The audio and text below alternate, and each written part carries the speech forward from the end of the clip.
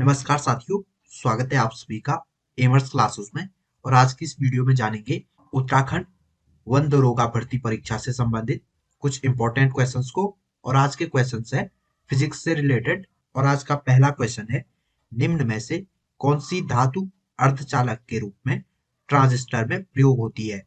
Option A है तांबा, option B है जर्मेनियम, ऑप्शन सी है ग्रेफाइट, ऑप्शन डी है चांदी। तो इस क्वेश्चन का ऑप्शन बी सही है। जर्मेनियम धातु को अर्धचालक के रूप में ट्रांजिस्टर में प्रयोग किया जाता है। अर्धचालक उन पदार्थों को कहा जाता है जिनकी विद्युत चालकता चालक पदार्थों और कुचालक पदार्थों के बीच होती है, जैसे सिलिकॉन, जर्मेनियम, कार्बन, सेलेनियम।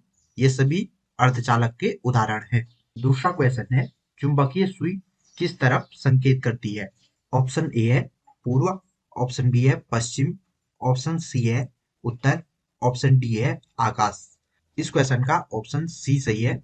चुंबकीय सुई उत्तर दिशा की ओर संकेत करती है। जब हम किसी चुंबक को स्वतंत्रता पूर्वक लटकाते हैं तो उसका एक सिरा सदैव उत्तर की ओर तथा दूसरा सिरा सदैव दक्षिण की ओर होता है। अगला प्रश्न है, आइंस्टीन को नोबेल पुरस्कार से सम्मानित किया गया।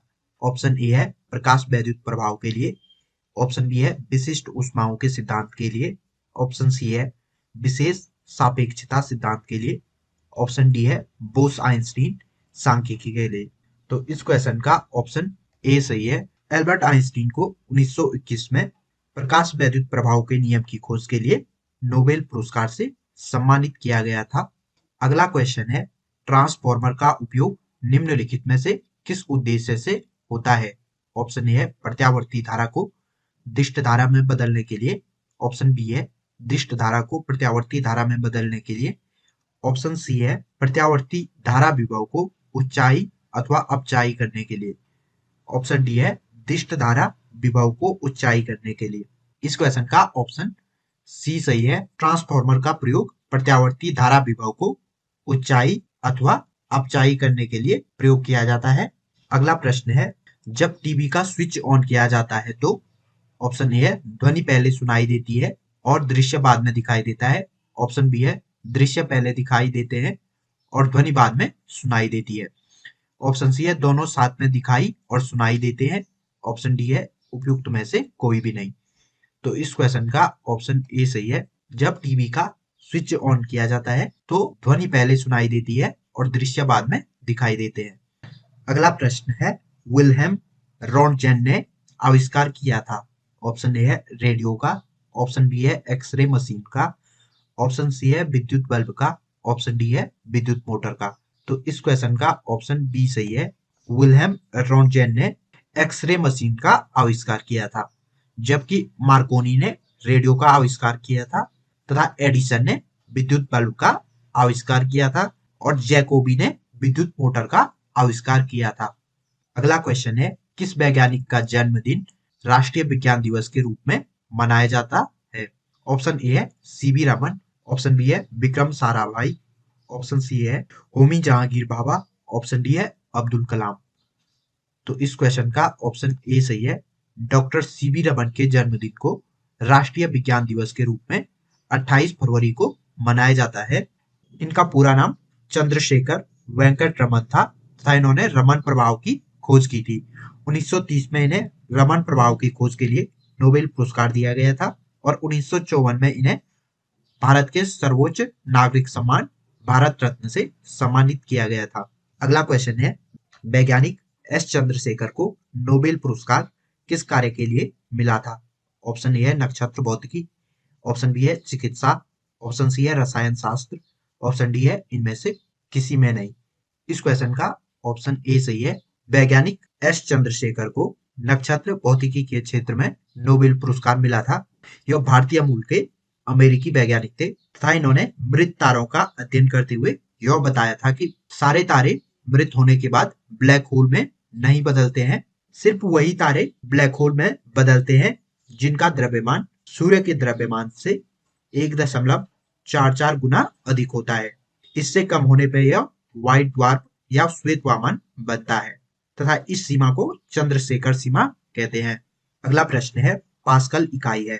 ऑप्शन ए है दाब की, ऑप्शन बी है आर्द्रता की, ऑप्शन सी है वर्षा की, ऑप्शन डी है तापमान की। इस क्वेश्चन का ऑप्शन ए सही है, पास्कल दाब की इकाई है।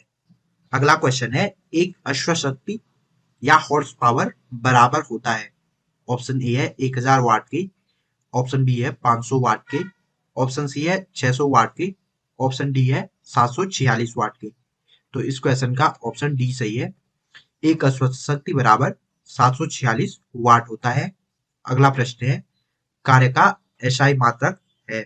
ऑप्शन ए है अर्ग, ऑप्शन बी है जूल, ऑप्शन सी है किलोवाट घंटा, ऑप्शन डी है इलेक्ट्रॉन वोल्ट।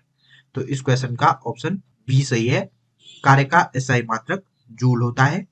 अगला प्रश्न है, पृथ्वी का पलायन वेग है?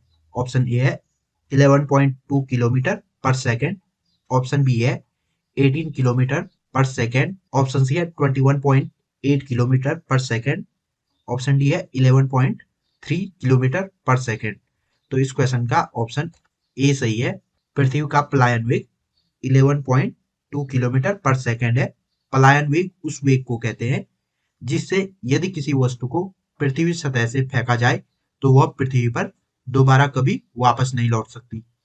अगला प्रश्न है, वायुदाब मापी के पाठ्यांक में अचानक गिरावट निम्नलिखित में से किसका संकेत है?